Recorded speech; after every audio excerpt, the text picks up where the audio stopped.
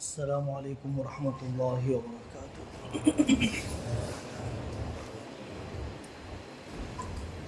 الحمد للہ الذی ہدانا لہذا وما كنا لنهتدی لولا ان ہدانا اللہ۔ اللہم صل علی محمد وعلی آل محمد وبارک وسلم، اما بعد۔ ہم مسلمان ہیں، اہل سنت والجماعت سے تعلق رکھتے ہیں،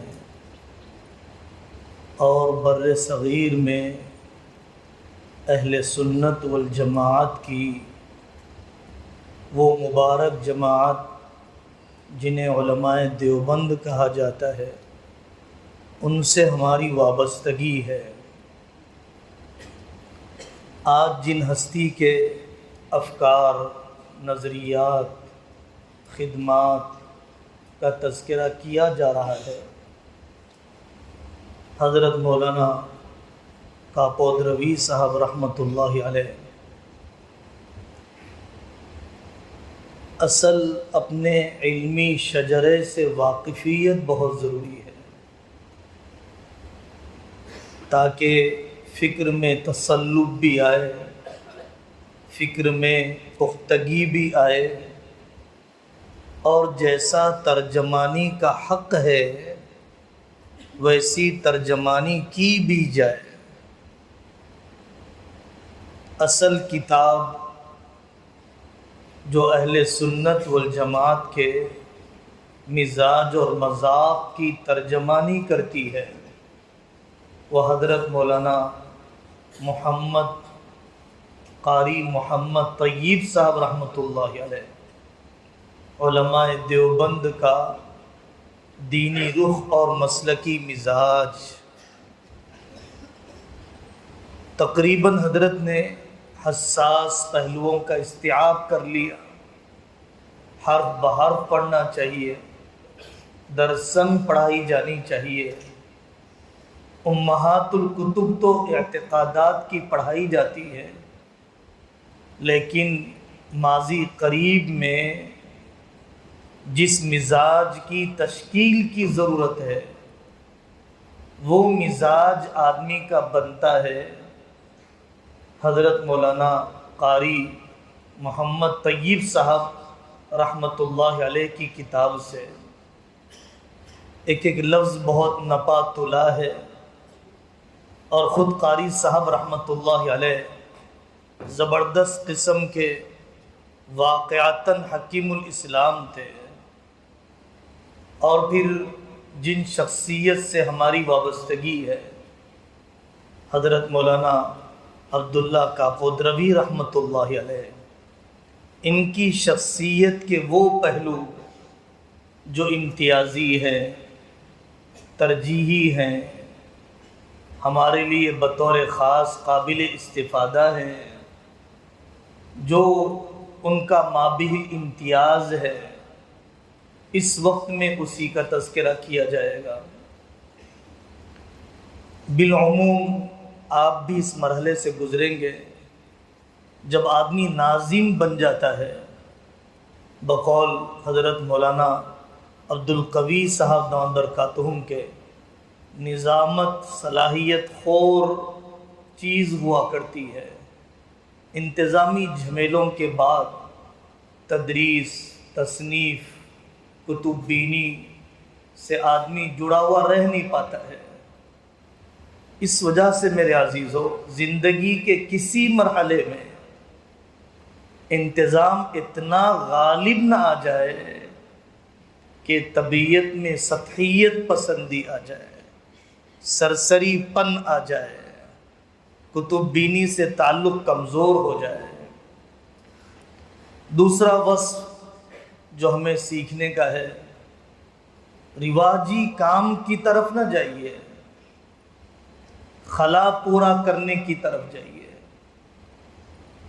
مدرسے اور بھی ہوں گے، دینی خدمات کے اور بھی میدان ہوں گے، روایتی، ان سب کی قدر کرتے ہوئے بال برابر ان کی تنقیص کے بغیر اصل جو شعبہ جات چاہیے زمانے کے بدلنے کے ساتھ معاشرے کی خلا پورا کرنے والے، علمی ضرورت کی تکمیل کرنے والے حضرت رحمت اللہ علیہ نے فن قرات میں، ادب عربی میں، فقہ کی تدریس میں، حدیث کے نئے مناہج کی تلاش میں اجتہادی کام کیا۔ جہاں سے جو مناسب فکر ملی آپ نے اس کو قبول کیا، اس کی اشاعت کی۔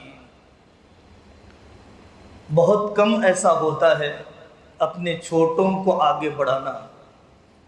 اصاغر نوازی، خرد نوازی کا ایک لفظ استعمال ہوتا ہے ہمارے یہاں، چھوٹوں کو بڑھتا ہوا دیکھ کر خوش ہونا، چھوٹوں کے لیے مواقع بنا کر دینا، امکانات تلاش کرنا، ان کی صلاحیت کے مطابق ان کے ادارے کا انتخاب۔ آدمی کے اندر تحاسد، تباغض کے امراض پیدا ہو جاتے ہیں۔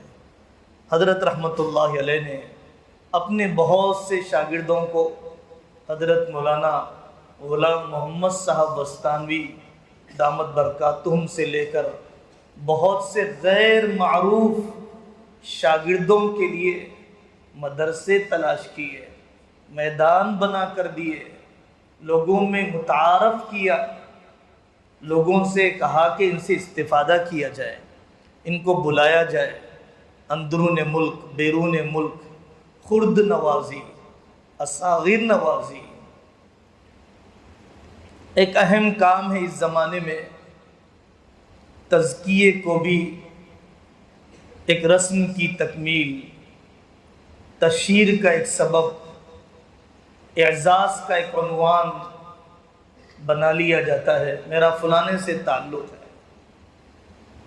اصل تزکیے کا مطلوبہ وصف یہ ہے اپنی ذات پر بے اعتمادی، زندگی بھر آدمی پابند رہے، طبیعت بے لگام نہ ہو جائے، جمہور سے منحرف نہ ہو، اقوال شاذہ، افکار شاذہ اس سے صادر نہ ہو۔ حضرت نے 9 حضرات سے، 9 اکابر سے خلافت پانے کے باوجود اپنے آپ کو محتاج تربیت سمجھا۔ ایمان پر خاتمے تک کوئی اپنے آپ کو اصلاح اور استفادے سے مستغنی نہیں سمجھ سکتا، مستغنی نہیں سمجھ سکتا، مستغنی نہیں سمجھ سکتا۔ ایسا زعم، ایسی خود فریبی ہمارے اندر نہیں آنی چاہیے۔ عمر ڈھل جاتی ہے، ایک مقام بن جاتا ہے، چاہنے والوں کا ایک حلقہ تیار ہو جاتا ہے، تو پھر مطالعے کی عادت ختم ہو جاتی ہے، نئے کتابوں کی تلاش کم ہو جاتی ہے۔ حضرت رحمت اللہ علیہ کے مرض الوفات کے دن بھی جن دوستوں نے لکھے ہیں، حضرت مولانا حذیفہ بستانوی صاحب نے آخری ملاقات کے مناظر جو لکھے ہیں، کتابوں کا انبار دائیں بائیں، کتابوں سے عشق، اوراد، اشغال، مراقبات، احوال، مقامات، یہ سب اپنی جگہ پر، لیکن وہ بات یاد آتی ہے جو حضرت شیخ الحدیث صاحب رحمۃ اللہ علیہ، حضرت شیخ یونس جون پوری رحمۃ اللہ علیہ کو بہت ہی تاکید سے فرمایا کرتے تھے، کتب بینی نہ چھوڑنا، 10 مرتبہ اگر کوئی بالتاکید نصیحت یادگار طور پر کی گئی، نقل کیا گیا، کتب بینی نہ چھوڑنا۔ بہت سارے امراض، علم اور عمل کی قناعت آدمی کے اندر جمود اور تعطل پیدا کر دیتی ہے۔ قناعت تو دنیا میں ہونی چاہیے تھی، دین میں، علم میں، عمل میں کیسے پیدا ہو گئی؟ حضرت رحمت اللہ علیہ سے سیکھنے کا موقع ملا، اپنے اکابر کی احسان مندی، اپنے اساتذہ کی ممنونیت ہمارے حضرت شاہ جمال الرحمن صاحب فرماتے ہیں بخاری پڑھتے ہوئے نہیں بھولنا چاہیے کہ حروف کی شناخت نورانی قاعدے میں سکھانے والے استاد کا بھی احسان ہے کہ جس نے بخاری پڑھنے کا قابل بنایا ہے۔ حروف تہجی کی شناخت کہاں سے آئی ہے؟ اسی استاد کی بدولت آئی ہے۔ حضرت حکیم الامت فرماتے ہیں لوگ اپنے آپ کو مشہور استاد کی طرف تو منسوب کرتے ہیں، غیر مشہور کی طرف منسوب نہیں کرتے ہیں۔ واقعتاً ایسا ہی ہے۔ حضرت رحمت اللہ علیہ نے اپنے اکابر کا تعارفی خاکہ، سوانحی خاکہ لکھا ہے۔ ان کے احسانات، ان کے انداز تربیت، ان کا مقام علم، مقام عبادت، سب کچھ نقل کیا اپنے ان اساتذہ کا، ان 58 اساتذہ کا جن میں بطور خاص استفادہ کرنے کا موقع ملا۔ اور یہ بہت اہمیت رکھتی ہے بات۔ آپ فرمایا کرتے تھے کہ صدہا اہل علم سے ملاقات کے بعد ہی علمی آفاق روشن ہوتے ہیں، علم کو بلوغ ملتا ہے دسیوں قسم کے اکابر سے استفادے کے بعد، علم کو بلوغ ملتا ہے دسیوں قسم کے اساتذہ سے استفادے کے بعد۔ آپ جانتے ہیں محدثین کے یہاں نقل کیا جاتا ہے کہ فلاں محدث کے اتنے 100 اساتذہ، اتنے علاقوں کا سفر۔ ہمارے اندر یہ جستجو ہونی چاہیے، حرص ہونی چاہیے۔ ملک کے مختلف حصے، عالم کے مختلف کونے، مختلف مدروس اور غیر مدروس عناوین، بہت سی قدیم و جدید تحقیقات پر کام کرنے والی شخصیات پورے عالم میں موجود ہیں، پورے ملک میں موجود ہے۔ کیسے بھی رسائی ہو جائے، تمدنی ترقی ہے، سوشل میڈیا کا دور ہے، نیٹ کے وسائل ہیں، بہت آسان ہے کسی تک پہنچنا۔ اس وجہ سے ہمیں اس بات کی ہمیشہ جستجو رہنی چاہیے، نئے اساطین فن سے ملاقات، نئے اصحاب علم تک رسائی۔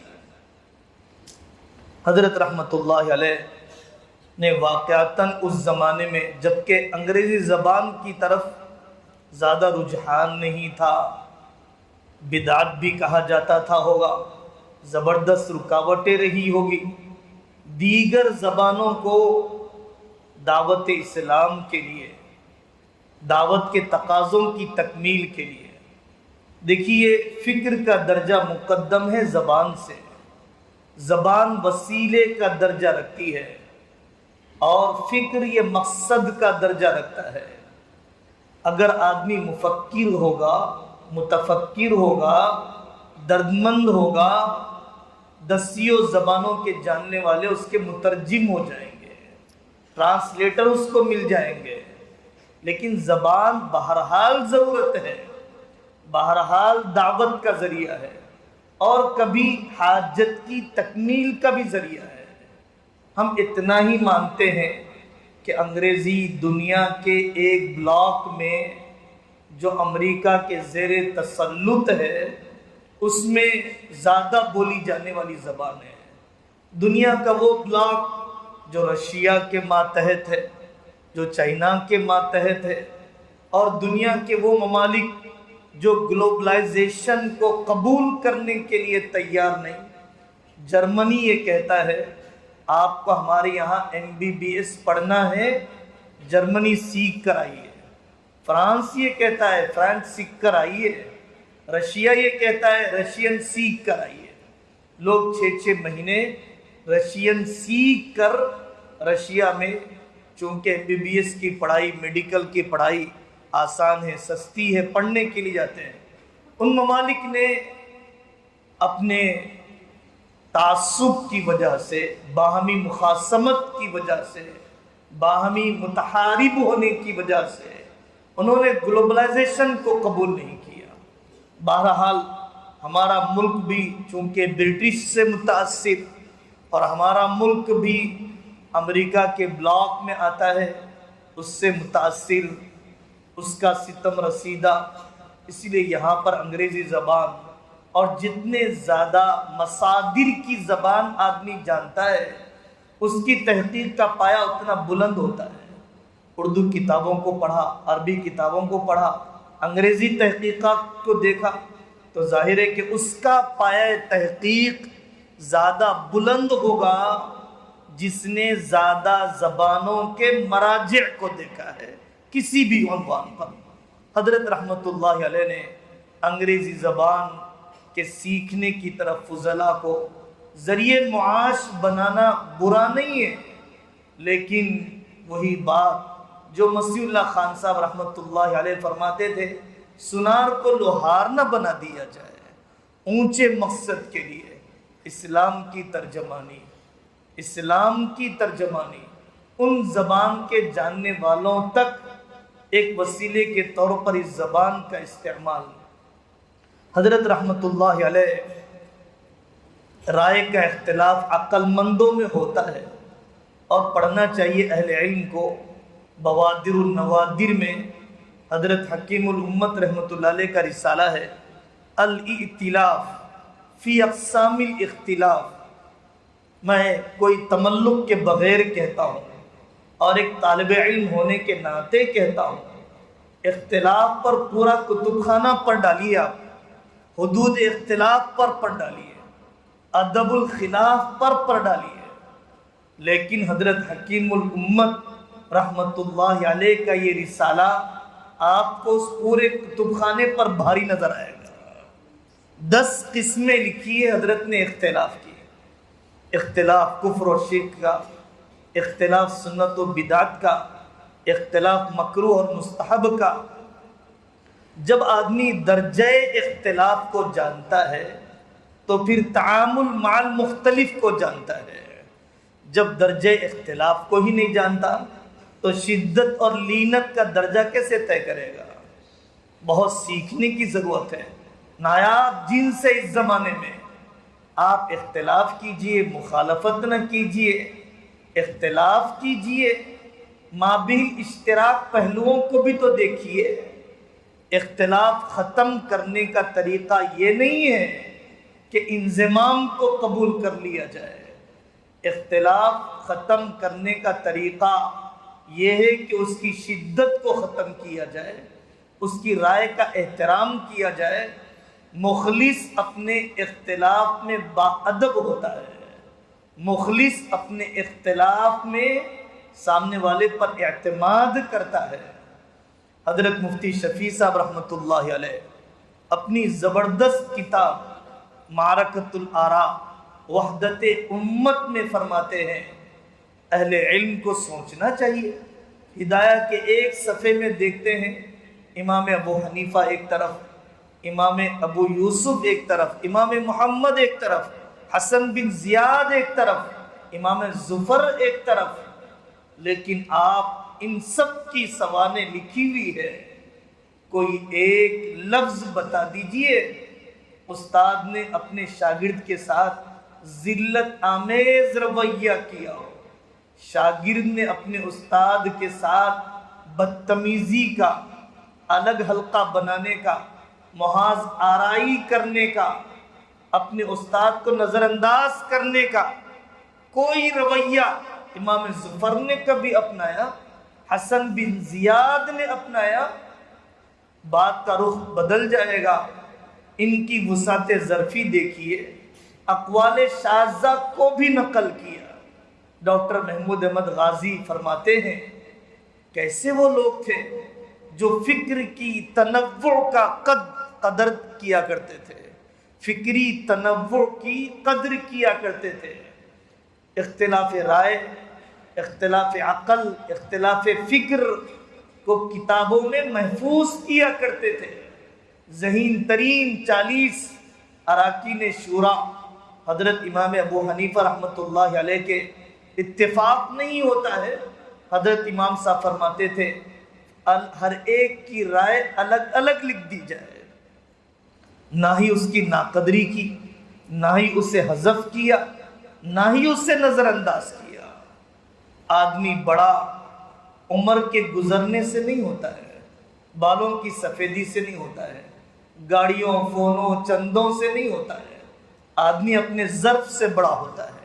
بقدر حلمک تتسع الارض، بقدر حلمک تتسع الارض، جتنا آدمی وسیع الظرف ہوتا ہے اللہ کی زمین اتنی کشادہ نظر آتی ہے۔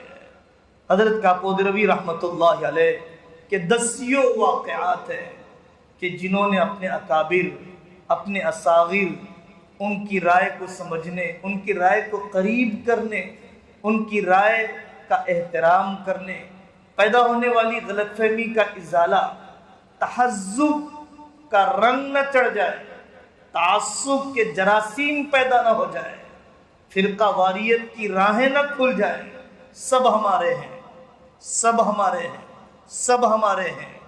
یہ بہت اہم نایاب جنس ہے اس زمانے میں۔ حضرت رحمت اللہ علیہ ابتدائی دور میں آدمی اپنے اکابر کے مجاہدات کو پڑھنا چاہیے۔ ہم میں سے ہر ایک کو کوئی فلاح دارین پڑھانے کا موقع نہیں ملے گا، کوئی بڑا جامعہ نہیں ملے گا، ہمیں دیہات سے کام کرنا پڑے گا، بنجر علاقوں سے کام کرنا پڑے گا، مکہ میں اذان دینی پڑے گی۔ اکابر کے ابتدائی دور کے مجاہدات آدمی جتنا پڑھتا ہے اتنا اس کو پٹرول ملتا ہے، اندر سے توانائی ملتی ہے۔ حضرت رحمت اللہ علیہ، حضرت رئیس کی اہلیہ محترمہ، ظاہر ہے کہ آپ کو ابھی سے اپنے ماں باپ کا ذہن بنانا چاہیے، آگے خاندان کا ذہن بنانا چاہیے تاکہ وہ دینی مشن میں آپ کے شریک رہے۔ یہ نکتہ بہت قابل ذکر ہے۔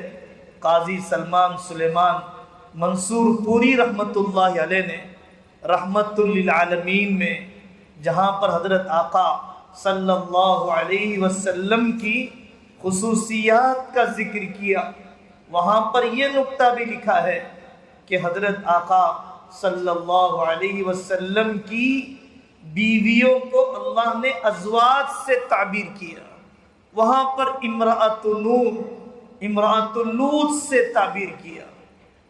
فرق یہی ہے کہ زوج میں یکسانیت کی بو آتی ہے، یکسانیت کی معنویت ہے، مزاجی موافقت کی معنویت، اور امرأۃ نوح، امرأۃ لوط بیوی تو ہے، ازدواجی تعلق تو ہے، لیکن فکر میں ہم آہنگ نہیں ہیں، شوہر ایک طرف ہے، بیوی ایک طرف ہے، ذہن بنانے پڑتے ہیں۔ رات میں مہمان آ گئے، تھکی ہوئی بیوی ہے اور وہ کھانا تیار کر رہی ہے۔ واقعات کتابوں کے اندر لکھے ہوئے ہیں، اداروں میں، جماعتوں میں، جمعیتوں میں رائے کا فرق ہوتا ہے، مشاجرات ہوتے ہیں، انشقاق داخلی طور پر پیش آ جاتا ہے۔ حضرت رحمت اللہ علیہ کا مزاج تھا کہ دونوں دھڑوں سے تعلق رکھنا، دونوں دھڑوں سے ملاقات، تقریب کا کام تو ہو سکتا ہے، دوریاں بڑھانے کا کام نہیں ہو سکتا ہے۔ ہر حال میں اپنا کام کرتے ہوئے اپنے اسلاف سے نہ کٹ جائے، اپنی تحقیق پر، اپنی خدمات پر، اپنی تصنیف پر، اپنی شاگردوں کی تعداد کی وجہ سے ایسا کوئی گندا جذبہ انفرادیت کے بنانے کا، ایسا کوئی جذبہ اپنے اسلاف سے کٹنے کا ہمارے اندر پیدا نہ ہونے پائے۔ اس لیے حضرت فرماتے تھے اسلاف سے کٹ گئے تو پھر دین سے کٹ گئے۔ ہمیشہ اہل باطل نے اسلاف سے کاٹنے کی کوشش کی ہے۔ بلا شبہ ڈاکٹر علامہ خالد محمود صاحب رحمت اللہ علیہ کے بقول یہ دین روایتی ہے، یہ دین روایتی ہے۔ یہاں پر مفسرین کا سلسلہ ہے، یہاں محدثین کا سلسلہ ہے، یہاں پر متکلمین کا سلسلہ ہے، یہاں صوفیہ کا سلسلہ ہے، یہاں پر تحقیق بھی کابرن عن کابرین، یہاں پر آرا تشریحات بھی نسل در نسل منتقل ہوتی ہے، وہی تحقیق معتبر ہوتی ہے جو تحقیق گزشتہ لوگوں، گزشتہ اکابر سے میل کھاتی ہو۔ یہ اس زمانے کے اندر بہت ضرورت ہے کہ اس پہلو پر توجہ دی جائے۔ تنظیموں میں آپ جائیں گے، ادارے آپ قائم کریں گے، میرے عزیزوں میں سمجھتا ہوں اگر آپ اس پوری گفتگو میں کم سے کم یہ ملفوظ تو آپ یاد رکھ لیں۔ حضرت فرمایا کرتے تھے عمارتوں پر خرچ کرنا لوازم تعمیر پر زیادہ خرچ کرنا لوازم تعلیم کے مقابلے میں، لوازم تربیت کے مقابلے میں دماغی فالج ہے، دماغی فالج ہے۔ واقعتاً ایسا ہی ہے، ایک نسل تعمیر میں، دوسری نسل تقسیم میں۔ کیسے اہل فن کو ضائع کر دیا جاتا ہے، کیسے عملے کی ترقی کو روک دیا جاتا ہے، محض لوازم تعمیر پر، لوازم تحصیل مال پر اپنی صلاحیتوں کو جھونکنے کی وجہ سے۔ میں نے آپ سے عرض کیا ارباب علم سے تعلق، محبت، استقبال، یہ عنوان اسی لیے طے کیا گیا حضرت کی فکر کی ہماگیریت، تاکہ مجھے اور آپ کو اپنا علمی شجرہ پتہ ہو اور پیوستہ شجر سے امید بہار رہے۔ یاد آئی بات حضرت علی میاں ندوی رحمۃ اللہ علیہ فرماتے تھے کہ صفحہ نبوی میں پڑھنے والوں کے جو اعمال و اوصاف تھے، اگر ہم میں وہ اعمال و اوصاف ہیں تو واقعی ہم ثابت النسب ہیں اور صحیح النسب عالم دین ہیں، صحیح النسب ہیں جو ہم صفحہ سے مل رہے ہیں۔ اگر اللہ نہ کرے، اللہ نہ کرے اعمال و اوصاف میں صفحہ نبوی کے طلباء سے اگر ہماری موافقت نہیں ہے تو پھر ہمیں سوچنا چاہیے اگر صفحہ نبوی سے نسب نہیں ملتا ہے تو پھر کس سے ہمارا نسب ملتا ہے؟ اللہ تعالی ہمیں اکابر کے مشرب پر جینا اور اکابر کے مشرب پر مرنا ہم سب کو قبول فرمائے۔ بال برابر سر منہ انحراف پر مرنے سے اللہ ہم سب کی حفاظت فرمائے۔ وآخر دعوانا ان الحمدللہ رب العالمین۔ اللہم صلی علی محمد النبی الامی وعلی آلہ وسلم تسلیما۔ اللہم علمنا ما ينفعنا وانفعنا بما علمتنا وزدنا علما نافعا۔ ربنا لا تزغ قلوبنا بعد إذ هديتنا۔ اللہم آتنا بفضلك افضل ما تؤتی عبادك الصالحین۔ اللہم آتنا بفضلك افضل ما تؤتی عبادك الصالحین۔ وصلی اللہ تعالی علی خیر خلقہ محمد وعلی آلہ واصحابہ اجمعین والحمد للہ رب العالمین۔